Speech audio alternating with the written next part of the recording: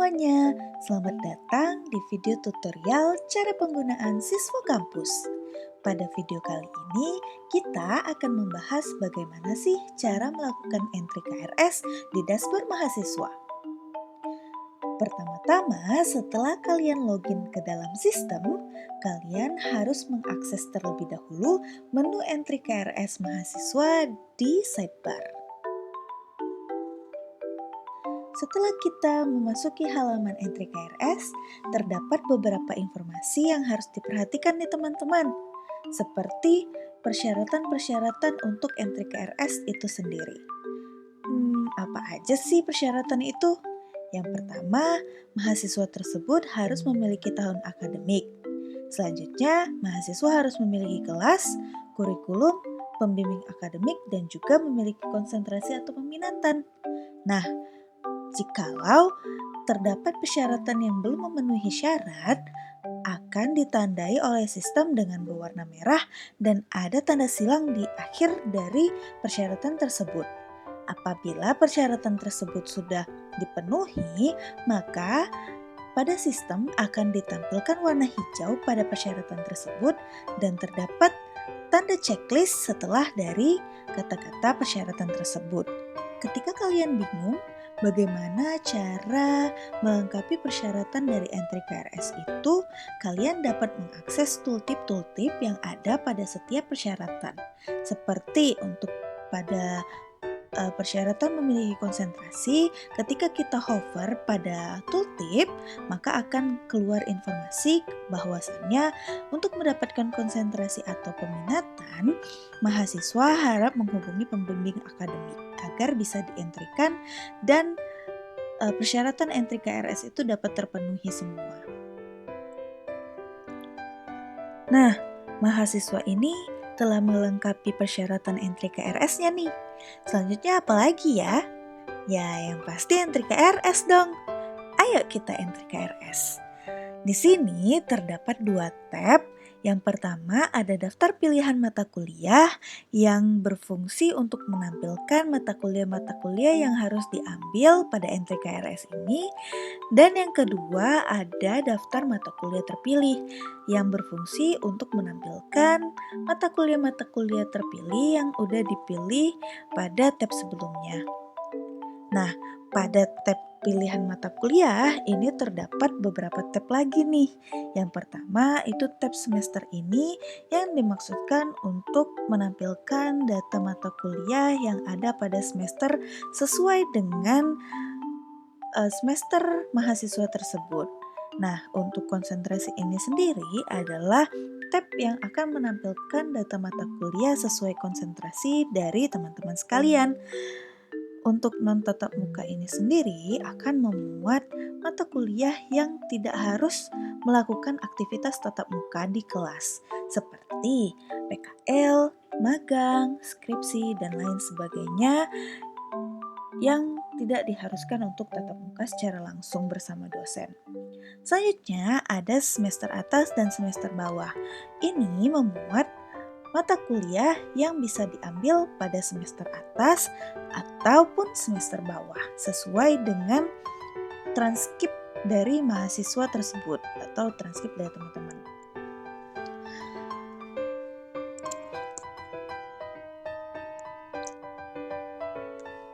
Nah, di sini saya akan simulasikan. Pertama, kita lihat dulu nih, maksimal SKS dari mahasiswa ini jumlahnya berapa? Oh, maksimalnya itu 24 SKS.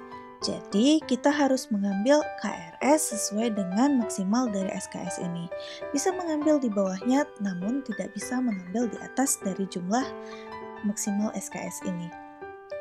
Kita simulasikan sekarang. Di sini terdapat beberapa pilihan mata kuliah. Untuk cara melihatnya cukup menekan tampilkan lebih banyak untuk melihat lebih banyak dan tampilkan lebih sedikit untuk melihat jumlah dari mata kuliah ini sedikit. Oke, kita akan simulasikan. Di sini saya akan memilih satu mata kuliah, beberapa mata kuliah untuk melengkapi SKS.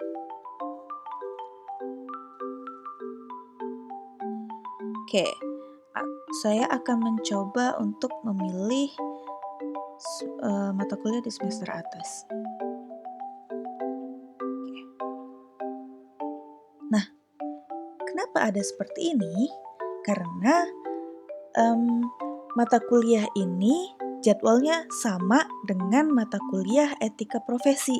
Jadi mata kuliah ini tidak dapat diambil karena jadwalnya itu bertabrakan gitu sama mata kuliah etika profesi gitu. Jadi diharapkan mahasiswa untuk lebih selektif mau mengambil mata kuliah gitu. Nah, coba kita cari lagi. Nah, kenapa muncul soal seperti ini, alert seperti ini? Karena mata kuliah ini itu tidak bisa dipilih apabila mahasiswa ini tidak memilih mata kuliah semester 3, yang mana mata kuliah semester dia saat ini yang bernama itu kecerdasan buatan dan metode numerik. Nah, mahasiswa ini harus memilih dulu nih mata kuliah kecerdasan buatan dan metode numerik ini agar bisa mengambil mata kuliah komputasi awan ini.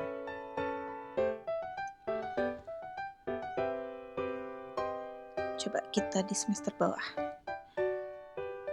Nah, ini seperti yang tadi ya, jadwalnya tumpang tindih atau jadwalnya bertabrakan. Nah, ini ada soal lagi nih. Mata kuliah bahasa Inggris telah diambil dengan nilai B. Maksudnya kenapa sih? Nah, maksudnya dari konfirmasi ini, kita di semester sebelumnya itu udah sempet mengambil mata kuliah yang sama, dan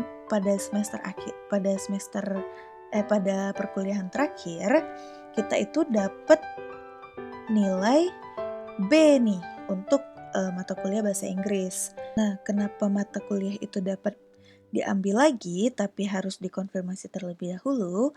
Karena bakalan terjadi perubahan nilai pada saat akhir semester ini gitu. Jadi apakah yakin benar nih untuk merubah nilai dari MK Bahasa Inggris yang sudah diambil pada semester sebelumnya? Kalau misalnya kita yakin, teman-teman yakin, ya tinggal ambil aja dengan menekan tombol ya. Nah, ternyata tumpang tindih, tidak bisa diambil karena jadwalnya bertabrakan dengan mata kuliah etika profesi. Nah, namun jika teman-teman tidak mau mengambil mata kuliah bahasa Inggris tadi, itu tidak terlalu menjadi masalah karena untuk mata kuliah itu sendiri telah mendapatkan nilai B pada semester sebelumnya. Jadi tidak perlu mengambil mata kuliah itu lagi, cukup mengambil yang memang nilainya belum mumpuni saja.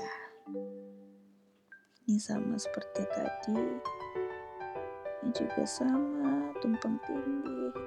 Wah, sepertinya untuk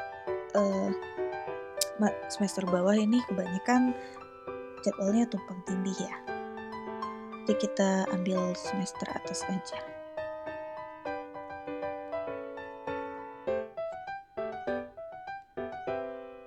Oke, kita kembali di semester ini aja.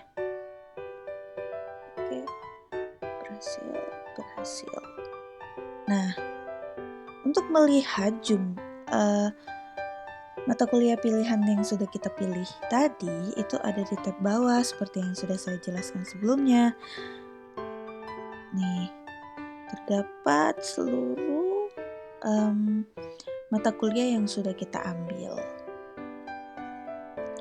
Nah, di sini total SKS yang sudah kita ambil itu 20 SKS ya teman-teman. Jadi untuk KRS ini bisa divalidasi karena tidak melebihi dari maksimal KRS yang telah maksimal SKS yang telah ditentukan gitu ya. Oke, di sini terdapat informasi yang harus diperhatikan nih teman-teman. Untuk ngevalidasi itu ada 4 hal yang harus diperhatikan. Yang pertama, dengan mengklik validasi berarti teman-teman yakin nih dengan seluruh mata kuliah yang udah teman-teman ambil. Yang kedua, dengan menekan tombol validasi ini, mata kuliah itu tidak bisa dihapus orang lain. Gitu. Selanjutnya ada jika saya tidak memvalidasi KRS saya, maka nama saya tidak akan tampil pada absensi dosen. Nah, maka dari itu sangat penting sekali untuk teman-teman sekalian untuk melakukan validasi KRS karena akan terjadi kemungkinan absensi dari teman-teman sekalian itu nggak muncul, nama teman-teman sekalian itu tidak muncul pada absensi dosen yang mengajar ya. Nah, yang selanjutnya itu setelah divalidasi, data KRS akan terkirim ke pembimbing akademik terlebih dahulu untuk diverifikasi lebih lanjut. Tuh. Jadi, saya harap teman-teman bisa paham ya untuk info-info yang harus diperhatikan sebelum memvalidasi dari KRS ini. Selanjutnya, apabila teman-teman ingin memvalidasi KRS ini, cukup menceklis saya setuju. Jika Anda menandai setuju, maka KRS Anda tidak bisa diubah lagi oleh siapapun. Tinggal diceklis saja. Selanjutnya, tombol validasi akan secara otomatis hidup dan teman-teman sekalian bisa memvalidasi KRS teman-teman.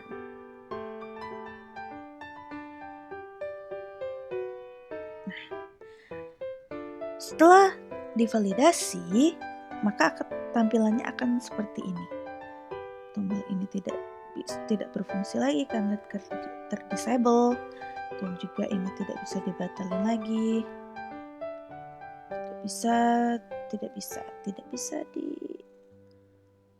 ini juga tidak bisa dipilih. Jadi sekarang kita harus apa dong? Ketika KRS teman-teman sudah divalidasi, maka sekarang tugas teman-teman hanya menunggu informasi dari pembimbing akademik. Yang mana untuk kontak pembimbing akademiknya teman-teman bisa dapatkan dari dashboard teman-teman di sini. Di sini sudah telah ada info kontak pembimbing akademik. Jadi teman-teman bisa menghubungi pembimbing akademik apabila teman-teman sudah melakukan validasi KRS. Sebenarnya juga untuk entry KRS ini secara otomatis akan memberikan informasi kepada pembimbing akademik bahwasanya harus memvalidasi atau memverifikasi KRS yang telah teman-teman inputkan. Nah, nanti ketika pembimbing akademik telah melakukan verifikasi, itu akan ada dua kemungkinan. Yang pertama, KRS teman-teman akan direvisi oleh pembimbing akademik, atau pembimbing akademik akan memverifikasi dan KRS teman-teman bisa dilanjutkan untuk ke proses penjadwalan. Gitu. Ketika KRS teman-teman direvisi oleh pembimbing akademik, itu akan terdapat catatan yang akan diberikan oleh dosen pembimbing akademik teman-teman yang akan tampil pada tab catatan pembimbing akademik. Jadi di sini teman-teman harus rajin juga untuk mengecek sistem ya, untuk melihat apakah ada progres dari pembimbing akademik itu. Nah, di sini saya akan mencontohkan bagaimana sih kondisi apabila KRS mahasiswa yang telah divalidasi itu direvisi oleh pembimbing akademiknya. Nah, di sini kita kan tadi sebelumnya udah memvalidasi ya KRS yang udah kita inputkan. Nah, ketika KRS ini mendapatkan revisi dari pembimbing akademik, maka secara otomatis KRS yang telah kita validasi itu akan terunvalidasi dengan sendirinya. Karena kenapa? Karena ketika KRS ini direvisi berarti kan terdapat beberapa mata kuliah yang harus diganti. Itulah kenapa kondisi dari validasi ini sendiri itu berubah menjadi tidak tervalidasi lagi, sehingga bisa mata kuliah yang telah diambil bisa diubah sesuai dengan catatan dari pembimbing akademik. Untuk melihat catatannya, itu ada di tab catatan pembimbing akademik pada tab daftar mata kuliah terpilih. Tinggal dikolaps aja, dibesarkan, itu bisa terlihat catatan dari pembimbing akademik bahwasannya kamu tidak perlu mengambil MK sistem digital, ambil yang lain saja. Nah, kalau seperti ini bagaimana ya untuk bisa mengambil yang lain? Di sini kan pada tab daftar mata kuliah terpilih ini kan terdapat button batal nih. Kita bisa membatalkan mata kuliah yang tidak perlu diambil, seperti arahan dari pembimbing akademik. Di sini itu tidak perlu mengambil sistem digital ya. Nah, kita batalkan aja nih untuk mata kuliah sistem digital ini. Udah berhasil dibatalkan. Nah, kita ambil yang lain. Coba kita ambil yang lain. Berhasil. Ambil yang lain lagi. Oh, tidak bisa, tumpang tindih. Nah, udah ya. Udah kita ambil yang lain sesuai dengan arahan dari pembimbing akademik. Selanjutnya kita memvalidasi ulang.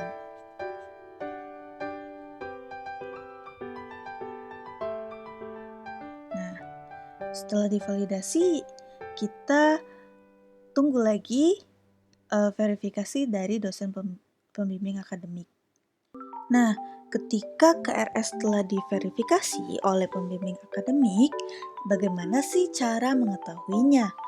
Untuk cara mengetahuinya, teman-teman cukup fokus saja ke informasi yang ada pada daftar mata kuliah terpilih.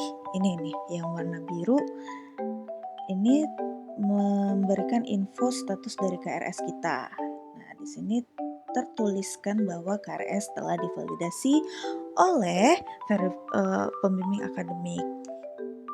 Nih, dan untuk seluruh button pada tab ini itu disable alias tidak bisa dipilih lagi, tidak bisa diubah lagi. Gitu.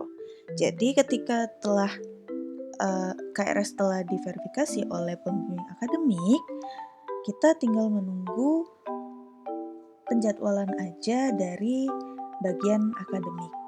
Oke, sekian untuk tutorial kali ini. Jangan lupa like, komen, dan subscribe. Sampai jumpa.